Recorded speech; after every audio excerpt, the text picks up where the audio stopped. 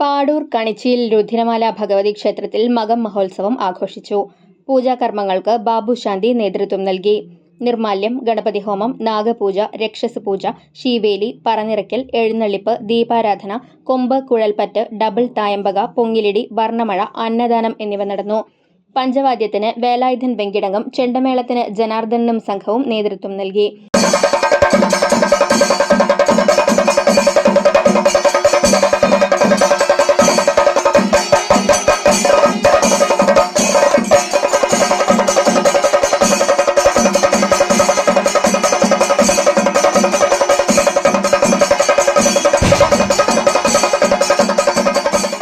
ഗജവീരൻ അയ്യപ്പത്ത് ബാലകൃഷ്ണൻ ഭഗവതിയുടെ തിടമ്പേറ്റി.